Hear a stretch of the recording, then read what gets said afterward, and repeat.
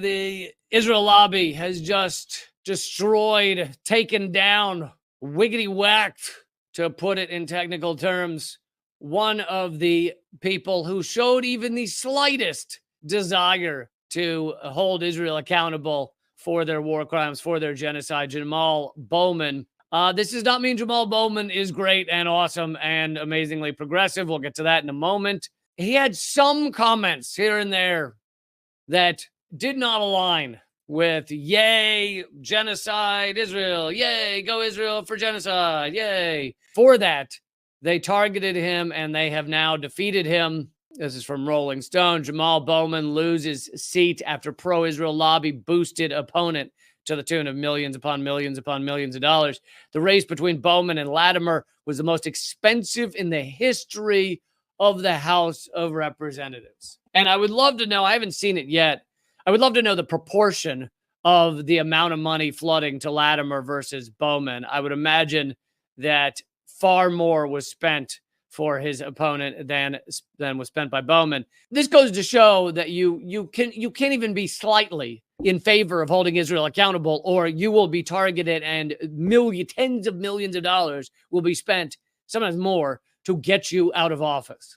And they succeeded in this case. But I also want to remind everyone that Bowman is not some kind of, hardcore leftist.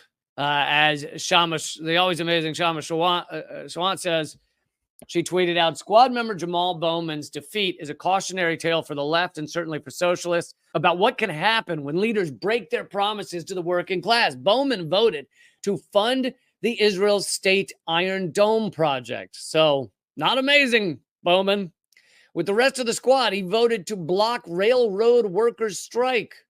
And he refused to fight for the $15 wage or Medicare for all. And she adds, working people are fed up with being sold out. We need a party of our own, rooted in fighting mass movements. But these are good points because it shows how you don't even have to be 100% pro-Palestinian, 100% against Israel. You can even be someone who votes to fund their Iron Dome system in Israel, votes to fund their efforts to commit this genocide, if you at other times vote against Israel in one way or another, or make statements that say Israel should be held accountable for what's going on in Gaza. Those type of things will, all of a sudden, you are now being targeted by millions upon millions of dollars. AIPAC alone, which is just one of the Israel lobby, one group, AIPAC alone said they were, or no, maybe I'm wrong. Maybe it was the Israel lobby in general, but either way,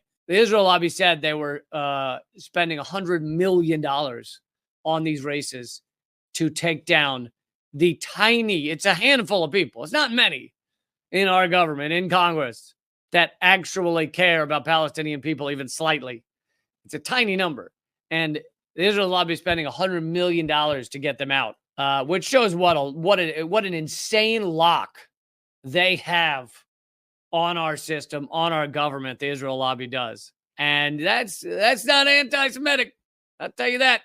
Coming from a Jew, that's just facts. That's just facts of the amount of money being spent on our government to rig our government.